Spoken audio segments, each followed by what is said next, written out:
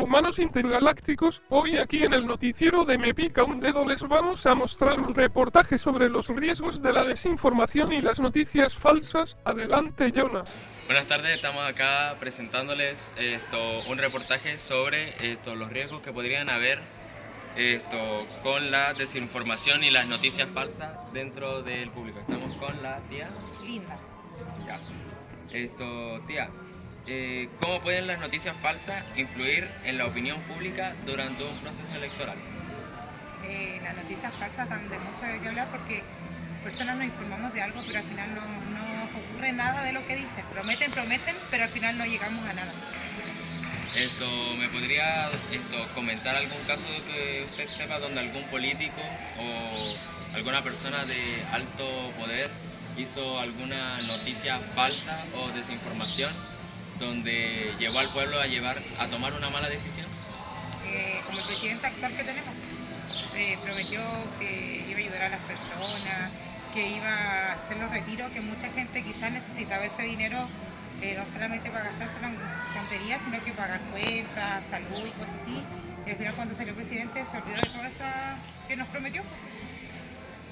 ¿Cómo usted podría dar una solución o cómo podríamos resolver ese problema con las noticias falsas o una manera para poder informarnos más para poder evitar esos conflictos? Yo creo que leer más, porque eso nos falta mucho. Nosotros leer es como que escuchamos y en el boca a boca las cosas se van cada vez agrandando más y de repente no es como lo dicen o como se informa. Eso. Muchas gracias, tía. Buenas, estamos aquí con Sebastián, un gusto, y vamos a hacerle la pregunta del día de hoy relacionado al tema que estamos abordando en este reportaje. Ya, mire, la pregunta es: ¿qué impacto tiene la desinformación en la salud pública, especialmente durante crisis como pandemia? Yo creo que uno de los principales impactos que hay durante esas crisis es que las personas leer fake news o leer noticias que son alarmistas o amarillas como le llaman, provoca que se asusten o se genere un pánico colectivo. Es decir, llega gente que tal vez piensa, oh, me dio esta enfermedad cuando no lo tiene realmente. Y termina ocupando espacios, camas en urgencias para personas que realmente la necesitan. Ya. Sí, porque por ejemplo, no sé, le voy a dar un ejemplo, yo tengo mi opinión sobre lo que pasó en la pandemia del 2020, ¿sí? Todo eso suceso sobre el COVID, porque me acuerdo que había gente que empezaba como a especular por decir esa información de que fue un virus inventado algo por el gobierno, que era para que dejaran el estallido social. ¿Usted qué opinaba en ese momento sobre esa información? Yo considero de que el virus era real, porque los síntomas que se estaban presentando en ese momento y toda la evidencia presentada también se consideraba verídica. Los síntomas, la cantidad de muertes y la cantidad de enfermedades que estaban en ese momento no coinciden con ninguna como la que provocó el COVID en su momento. Ya. Bueno, claro, como usted dice, bueno, entonces al final eso fue una fake news clara. Y otra que le vamos a comentar es sobre una vez que hablaron sobre fue en la radio en 1938, que dijeron sobre que estaban leyendo una historia sobre unos aliens, pero sobre que los aliens estaban como los extraterrestres, estaban invadiendo el mundo. Y fue de que las personas empezaron a alarmar mucho porque la persona no lo contó como si fuera una historia, lo contó como si fuera un caso real. Entonces las personas se empezaron a alarmar y hubo hasta suicidios sobre eso. ¿Usted qué opina sobre eso que está considerada como la primera fake news? Considero de que ahí lo primero que falló fue que la gente no usó la lógica, porque para empezar, ¿de dónde cuáles son las pruebas tangibles de que realmente vinieron los alienígenas, de que estaba pasando esto? Porque el creer el boca a boca siempre se va a prestar para malinterpretar situaciones y malinterpretar cosas. Entonces yo considero que puede llamarse que es el nacimiento de la fake news y donde que habla escoba, porque en el momento en que ya se toma una vida por una noticia alarmista, ya es cosa grave. Ya bueno, eso sería, muchas gracias. Buenas tardes, estamos acá con el profesor de Física para hacerle la pregunta correspondiente al tema del riesgo sobre la desinformación y las noticias falsas. Disculpe, profesor Felipe, ¿de qué manera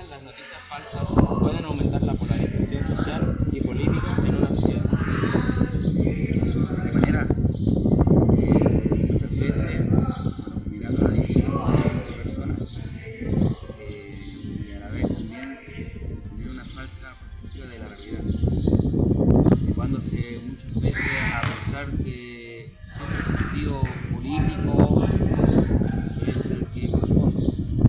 Muchas veces se equivoca, y estando las estadísticas ahí mismo, la gente se deja llevar por los comentarios de más apasionados, más viscerales, y centrándose netamente en lo que es la realidad. No podemos seguir la pregunta, ¿verdad?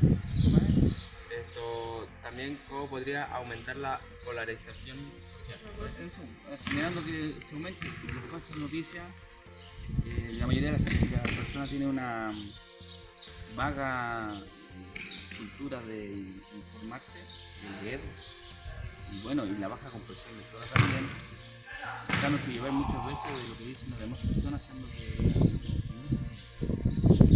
Genera que la gente se polarice en un sector, dividiendo así todo lo que es la sociedad. Entonces, ¿cómo podría dar una solución o cómo podría incentivar a la sociedad o a las personas que podrían ver esto a poder evitar a caer en noticias falsas o desinformación? Primero, investigar. Segundo, nunca creer a la primera lo que digan las personas o cercanos. Uno puede sentir mucha pasión por algo, pero aún así tiene que estar consciente de que a veces uno se puede estar equivocando. El problema de la mayoría de la gente es que se deja llevar por el ego, creyendo que la palabra que uno tiene es lo que existe. Claro, lo definitivo. Bueno, entonces es importante que cada vez que hayan temas que dividan a la sociedad, se pueden que buscar por sus propios medios de información y hacerse uno como el perfil de la situación que está sucediendo. No así que alguien te lo diga, porque a lo mejor esa persona que lo está diciendo es una forma basada en sus traumas muchas veces, o también basado en culturas heredadas por su familia. Entonces, para mí lo más importante para que la sociedad empiece a cambiar es que empiece a investigar por sus propios medios y dejar de escuchar a las demás personas como si fuese la verdad absoluta. ¿Usted cree que la educación actualmente en Chile o en cualquier otro país debería abarcar más tipo temas de mayor investigación antes de creer una noticia o alguna información que se dé? Tipo, dudar el primer aviso e investigar exactamente qué es lo que está pasando. Sí, a ver. Yo creo que para la parte educacional, primero, lo que es política debe ver de una forma más neutral. Siempre se va basándose en lo que es tangible, tanto así como la estadística y en sí la historia, pero la historia contada no de un punto de vista tan cargado a un sector, sino que ver la historia de todos los ámbitos posibles y así generarse una idea. Yo creo que para la educación tiene que haber más interés en la lectura y en parte en la investigación, porque muchos de los jóvenes ahora están, podemos decir, perdidos en lo que es las redes sociales, ¿no? Se deja llevar por lo que dicen las redes sociales. Como tipo el hiperconsumismo de TikTok y... Por supuesto, y muchas veces de eso está basado por gente donde, como te decía al principio, hicieron una idea muchas veces equivocada o puede ser verdadera, pero aún así la persona que está oyendo eso tiene que investigar por su propio medio, no caer en el asunto que hablamos de la polarización al principio. Entonces, para que la sociedad esté bien consciente de lo que va a accionar después, digamos que ahora viene la elección. Entonces, para una elección no hay que llevarse la idea que diga un político, sino que investigar en general todo. Y ahí haces una idea y basar con datos profundos, no tanto porque la parte pasionales. Porque lo pasional, lamentablemente, escapan de lo que es tangible, en lo que es números, en lo que es lleva a una sociedad del progreso. Claro. Muchas gracias, profesor No, Felipe. Lucas. Buenas, estamos aquí con el profesor Mauricio Chapacase. y le vamos a hacer la siguiente pregunta sobre la desinformación y las noticias falsas. Ya, la pregunta es, ¿qué riesgos se enfrentan los jóvenes al consumir información sin verificar en redes sociales? Varios riesgos. En primer lugar, la manipulación de opiniones. La desinformación provoca el desprestigio de autoridades e instituciones. Puede inducir a que los jóvenes voten por determinada opción en una elección presidencial o parlamentaria. También provoca el descrédito de las políticas públicas. Por ejemplo, en pandemia hubo un ataque a la campaña de vacunación y eso provocó que muchos jóvenes fueran reacios a vacunarse. Además, la desinformación alimenta prejuicios y odios contra minorías, contra etnias y extranjeros, generando conflicto y división social. Otro tema a considerar es el tema de la salud. La desinformación puede afectar la salud de los jóvenes, induciéndolos a seguir determinadas dietas o a consumir o ingerir fármacos perjudiciales para su organismo. Para terminar, yo diría que la desinformación es muy perjudicial porque lo que hace es normalizar la mentira. Claro, porque por ejemplo, no sé, los jóvenes pueden ver así como en redes sociales de que sale alguien que dice no se vacunen porque, por ejemplo, estaban diciendo que la otra vez le metían un chip, entonces decían no, que van a hacer esto, van a hacer lo otro.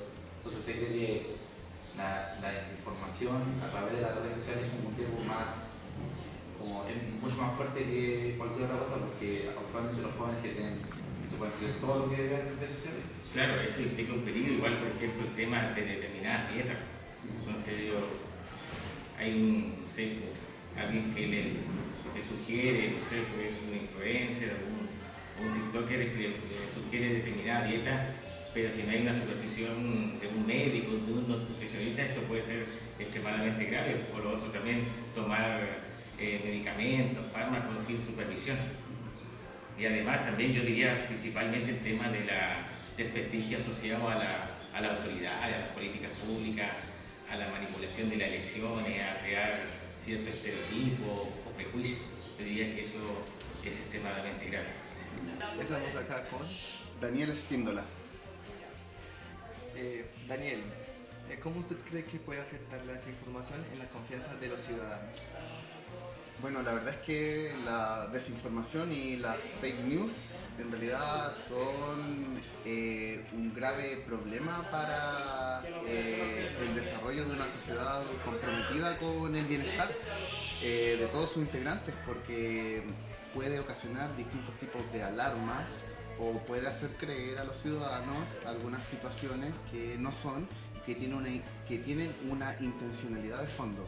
Y esa intencionalidad muchas veces es con fines políticos, o buscan que se critique a un sector o que se realicen determinadas acciones en contra, ¿cierto?, de algunas personas en específico o distintos grupos, como ocurre con las minorías, ¿cierto?, que muchas veces debido a estas desinformaciones son criticadas, cuestionadas, y eso afecta el bienestar de toda la sociedad.